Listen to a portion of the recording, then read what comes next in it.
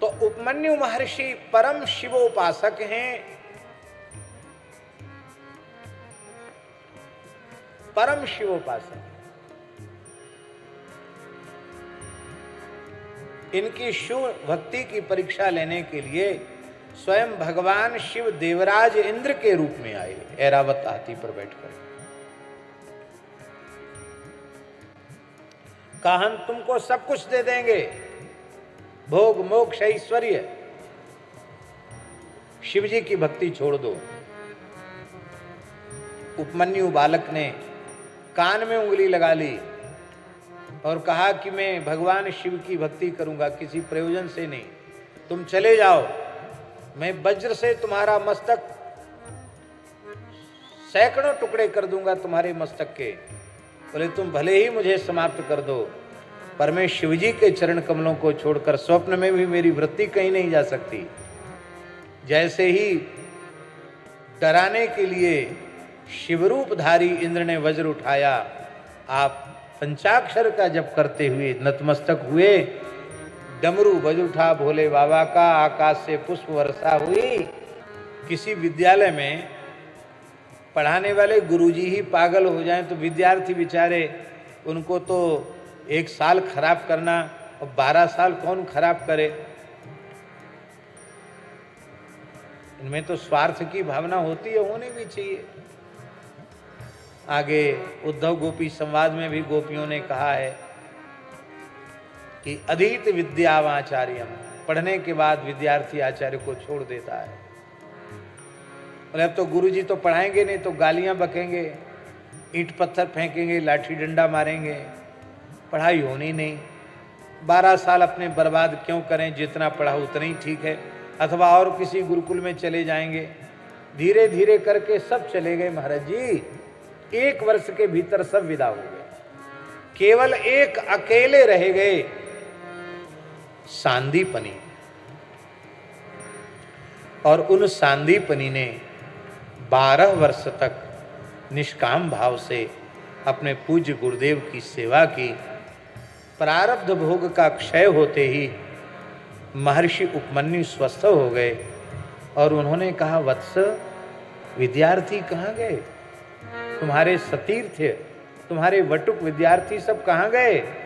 बोले गुरुजी वो तो अधिक धैर्यवान कोई हुआ तो साल भर रुका, बाकी 1 साल के भीतर सब चले, कोई नहीं। तो गौ की, वेद की, अग्नि की उपासना तुमने ही की, मेरा ध्यान तुम्ही ने रखा। आपने बड़ी विनम्रता से कहा, आपके इस चरण सेवक को ही ये सौभाग्य मिला। महाराज जी बड़ी विचित्र बात है, गुरुजी की संध्या का लोप न हो जाए, इसके लिए स्वयं संध्या करके त्रिकाल गुरुजी के निमित्त संध्या करते। गुरुजी के वेदपाठ रूपी धर्म का लोप न हो जाए, स्वधर्म का पालन करते हुए गुरु के भी कर्म का लोप न हो, इसका उन्होंने ध्यान रखा।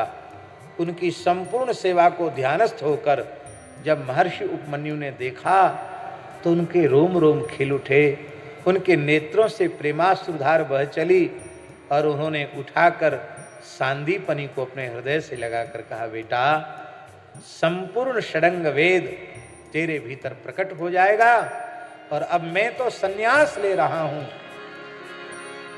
मैं सन्यास ग्रहण कर रहा हूं और तुम इसी गुरुकुल में रहकर पढ़ाओ। तुमने मांगा नहीं है लेकिन मैं प्रसन्न होकर दे रहा हूं। 28वीं चतुर्युगी के द्वापरांत में जब भगवान श्री कृष्ण बलराम प्रकट होंगे तो वे तुम्हारे शिष्य बनकर विद्या अध्ययन करेंगे। तुम्हें भगवान की प्राप्ति 1 क्षण 2 क्षण के लिए नहीं, जब तक उनका अध्ययन काल रहेगा तुम्हें शिष्य के रूप में भगवान की प्राप्ति होगी। आशीर्वाद देकर के उपमन्यु ने संन्यास लिया है। तो यहाँ भी भगवान जो उज्जैनी पढ़ने गए हैं, इसमें भी गुरु निष्ठा प्रधान है। गुरुनिष्ठ भक्त के यहाँ, एक गुरुनिष्ठ शिष्य के यहाँ भगवान, भगवान कहते मैं जगत गुरु हूँ, कृष्णम वंदे जगत गुरुम। लेकिन तुम गुरु महाराज के चरणों में समर्पित होके तो देखो, जगत गुरु भी तुमको गुरु कहने लग जाएगा। तुम गुरु महाराज के चरणों में अपना निवेदन करके तो देखो। तो केवल गुरु सेवा की महिमा क्या है, गुरु सेवा का फल क्या है, इसे दिखाने के लिए भगवान आए। और 1 वर्ष में भगवान ने संपूर्ण वेद वेदांग का अध्ययन किया। 64 रात्रियों में 64 कलाओं की शिक्षा प्राप्त की। 14 प्रकार ही विद्याओं के हैं और 14 प्रकार की विद्याएं भगवान ने प्राप्त की। भगवान के लिए कोई कठिन नहीं है, क्योंकि यस्य निश्वसितम वेदा ब्रह्मांडं च कलेवरम। जिन भगवान का श्वास प्रश्वास वेद है और ये ब्रह्मांड ही जिन भगवान का कलेवर है, उनके लिए क्या कठिन है। पर केवल लोक शिक्षण के लिए भगवान ने गुरु भक्ति की, गुरु सेवा की और दक्षिणा में मृत गुरुपुत्र को भगवान ने वापस दिया।